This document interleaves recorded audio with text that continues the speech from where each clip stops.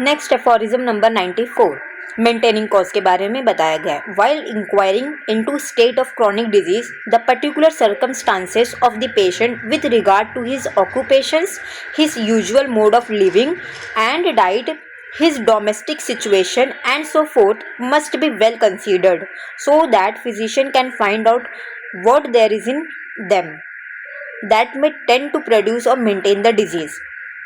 सो मैं इस वाले एफोरिज्म को एग्जाम्पल देकर भी बताऊंगी कि आपको क्लियर हो जाए। मेंटेनिंग कॉज मतलब कोई भी चीज़ मेंटेन है। ऐसे कुछ मेंटेनिंग कॉज होते हैं कि हम अपना well selected remedy, best homeopathic remedy prescribe करते हैं पेशेंट को, उसके बाद भी उसको रिलीफ नहीं मिलता है, टेम्पररी रिलीफ मिलता है, परमानेंट क्योर नहीं होता है, परमानेंट रिलीफ नहीं मिलता है। तो ऐसे केसेस में क्या कॉज होता है? मेंटेनिंग कॉज होता है कि कुछ कॉज है जो मेंटेन है, जो वो हटा नहीं है, रिमूव नहीं हुआ है, वो कॉज मेंटेन है, रिमूव नहीं हुआ है और हमने वेल सिलेक्टेड रेमेडी प्रिस्क्राइब किया, उसके बाद भी पेशेंट को रिलीफ नहीं मिल रहा है। तो क्यों नहीं रिलीफ मिल रहा है? क्योंकि कोई ऐसा कॉज है जो मेंटेन है। ऐसे कॉज को हम क्या कहते हैं? मेंटेनिंग कॉज कहते हैं। तो हमें पेशेंट से जब हम इंक्वायरी ले रहे हैं, केस टेकिंग कर रहे हैं क्रॉनिक केस डिजीज की, जब हम पेशेंट से रिपोर्ट कर रहे हैं, पेशेंट से केस टेकिंग कर रहे हैं, इंक्वायरी कर रहे हैं, तो क्रॉनिक केस में कुछ ऐसे सर्कमस्टांसेस है जिससे हमें कंसीडर करना है, पेशेंट से पूछना है। जैसे उसका ऑक्यूपेशन क्या है, तो उसका बिजनेस क्या है, उसका मतलब वो कौन सा काम करता है, उसका मोड ऑफ लिविंग क्या है, उसका मतलब डेली का रूटीन क्या है, उसका लिविंग का हैबिट क्या है, डाइट क्या है, वो कैसी डाइट लेता है, इस डोमेस्टिक सिचुएशन के, उसके आसपास के सराउंडिंग में फैमिली मेम्बर्स कैसे हैं, उसका आसपास का घर का माहौल कैसा है, ये सब चीज़ों को इम्पोर्टेंस देना है। एग्जाम्पल देती हूँ। एक पर्सन है, उसका ऑक्यूपेशन क्या है कि वो धोबी है, वो जाके नदी के किनारे रोज़ कपड़े धोता है। अब मैंने वेल सिलेक्टेड रेमेडी प्रिस्क्राइब की कि उसको सूट हो रही है वो रेमेडी, मैंने रिपर्टाइज करके या फिर अपने बेसिस पे, अपने नॉलेज पे एक well selected homeopathy remedy prescribe करी, फिर भी उस पेशेंट में रिलीफ नहीं मिल रहा है, टेम्पररी रिलीफ मिल रहा है, परमानेंट क्योर नहीं हो रहा है वो पेशेंट।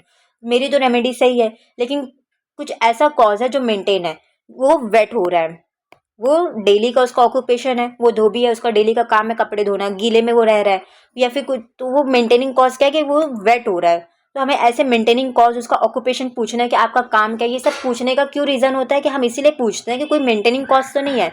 हम क्या सोचते हैं कि ऑक्यूपेशन क्यों पूछते हैं, कि आपका बिजनेस क्या है, आप काम क्यों करते हो, तो हम इसीलिए पूछते हैं ना कि हमें पता चल सके कि कोई मेंटेनिंग कॉज है, क्यों उन्हें ट्रीटमेंट में आराम मिल रहा है। इसीलिए यही रीज़न होता है कि हम उनसे बिजनेस भी पूछते हैं कि आपका पेशा क्या है।